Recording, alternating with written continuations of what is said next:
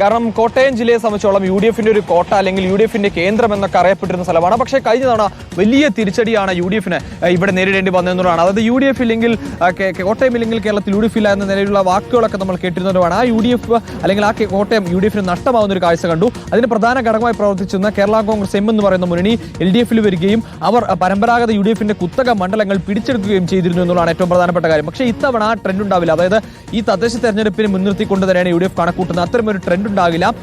പല പ്രധാനപ്പെട്ട സീറ്റുകളും തിരികെ പിടിച്ചു. എൽ.ഡി.എഫിന് ശക്തി കേന്ദ്രമായ കുമരകത്ത് പോലും വിജയിച്ചു കയറാൻ കഴിഞ്ഞു.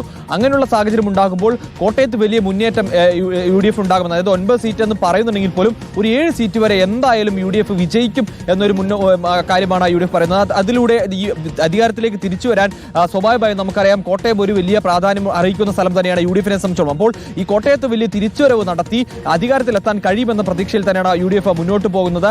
അതുകൊണ്ട് തന്നെയാണ്, അതായത് വൈക്കമോ അല്ലെങ്കിൽ ഏറ്റുമാനൂരോ നഷ്ടപ്പെട്ടാൽ പോലും മറ്റുള്ള 7 സീറ്റുകൾ എന്തായാലും തങ്ങൾക്കൊപ്പം ഇത്തവണ ഉണ്ടാകുമെന്നാണ് യു.ഡി.എഫിനെ കണക്കൂട്ടൽ. പക്ഷേ എൽ.ഡി.എഫിൽ കഴിഞ്ഞ വർഷത്തെ, അതായത് അധികമായി ലഭിച്ച സീറ്റുകളായിരുന്നു കാഞ്ഞിരപ്പള്ളിയും ചങ്ങനാശ്ശേരിയും പൂഞ്ഞാറും ഒക്കെ യു.ഡി.എഫിന് കൈവശം ഉണ്ടായത് എൽ.ഡി.എഫിൽ ലഭിച്ച സീറ്റുകളായിരുന്നു. അപ്പോൾ അത്തരം സീറ്റുകൾ, ആ സീറ്റുകളൊക്കെ തന്നെ നിലനിർത്തുകയും ഒപ്പം കഴിഞ്ഞ തവണ നഷ്ടപ്പെട്ട പാല ഇത്തവണ വലിയ ശക്തമായ പോരാട്ടത്തിലൂടെ തിരിച്ചുപിടിക്കും. ഒപ്പം കടുത്തുരുത്തിയിലും പ്രതീക്ഷ വെക്കുന്നുണ്ടെങ്കിൽ പോലും പാല തിരിച്ചുപിടിച്ച് 6ലേക്ക് എത്തും, അല്ലെങ്കിൽ കടുത്തുരുത്തി കൂടി ലഭിച്ചാൽ 7 എന്നൊരു സംഖ്യയിലേക്ക് എത്താൻ കഴിയും എന്ന് തന്നെയാണ് എൽ.ഡി.എഫ് കണക്കൂട്ടുന്നത്.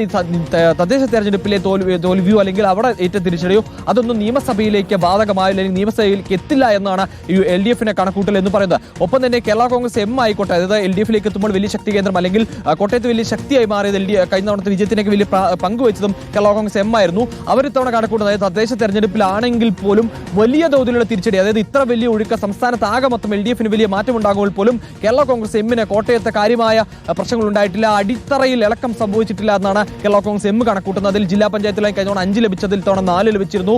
പ്രധാനപ്പെട്ട സീറ്റുകളിലൊക്കെ തന്നെ, അത് പല പഞ്ചായത്തുകളും ഇത്തവണ തിരിച്ചുപിടിക്കാൻ കഴിഞ്ഞു.